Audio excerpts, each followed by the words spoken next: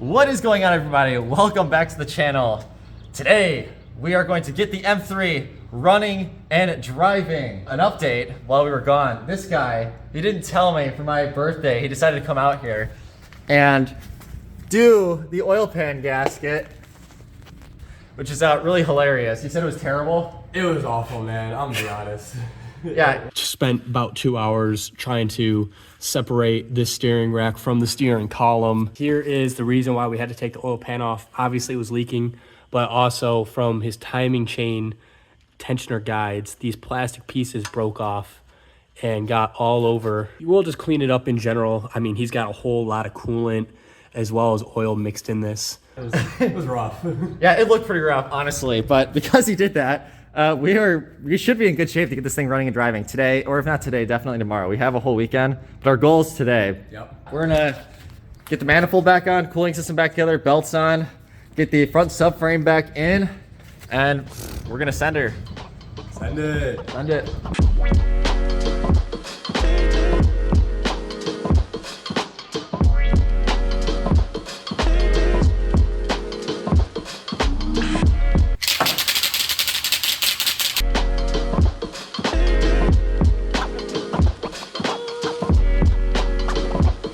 The German engineers were actually kind of smart.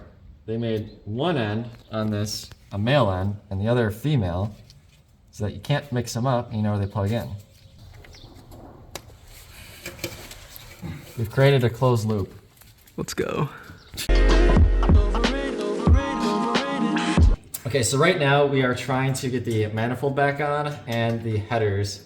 We've been at this now for a few hours, and it's been a little bit of a trick, but we have a YouTube video we've been using. Props to the guy that made a 30+ minute video showing you how to reinstall the intake manifold in this car. That is, I think I kind of knew where everything went, but that just like made sure that everything went in the right spot. Like the secondary air pump thing up here. Apparently you have to put the Vanos nuts on it, which I kind of forgot about. But the problems of doing a project over like a 6-7 month span, you just kind of forget where things go. So yeah, little project update. It's like 4:30, so we're almost to the point where we're gonna get the manifold back on, and then after that, it'll just be like the belt system and the radiator, the cooling system. We'll be ready to roll. It's coming.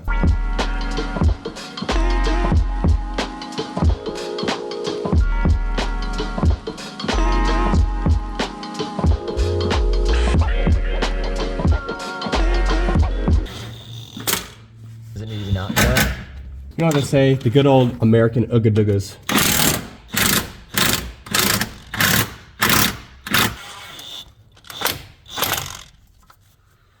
So we have the front subframe back on, and looks nice and snug. We've got our new motor mounts on, our new power steering fluid reservoir, which we lost a lot of fluid, so we're gonna have to top it off. But outside of that, I think we are just putting the intake manifold back on. We have to button up the rest of the things underneath, including the steering shaft, which we did not mark the steering column because there was a mark. It was red, Sharpie, and it just disappeared. So we think we have the steering wheel lined up with the wheels. I really hope we're not off by a tooth. I mean, if we are, it's not the worst thing to go back and fix. Yeah, overall good. We're getting there. I think this will definitely be done by the end of the day today. So we'll have a verdict on whether it's gonna blow up or not.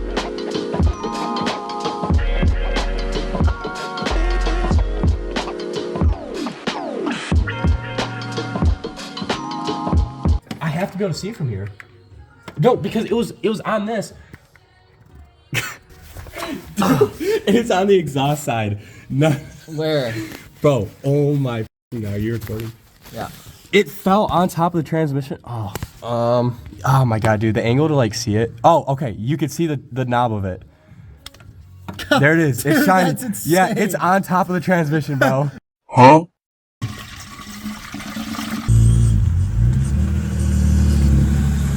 All right, we're gonna see if she builds oil pressure.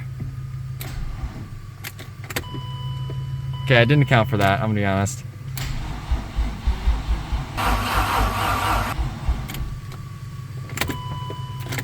Pretty good. Dude, that is good. It cranked. No resistance, nothing. Oh, this thing is so low voltage. All right, we're gonna get the rest of this wrapped up, and then we're gonna start it for real.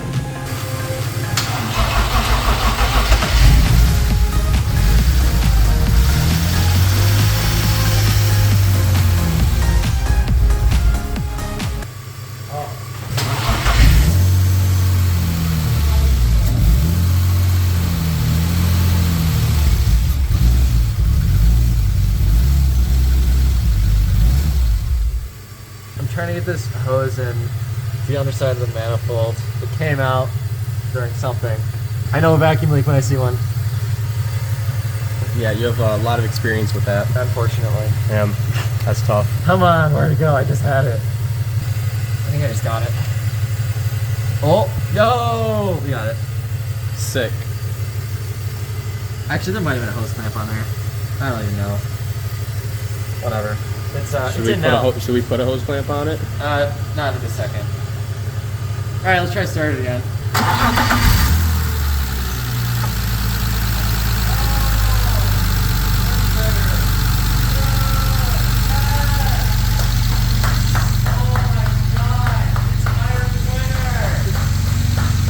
Let's go, Sonny. So good.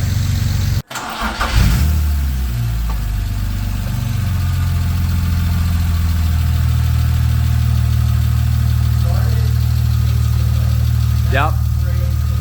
Yep.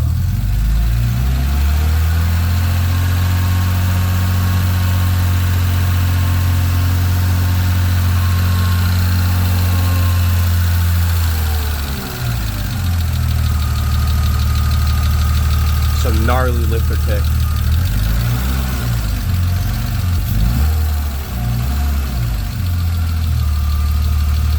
Dude, I'm so happy.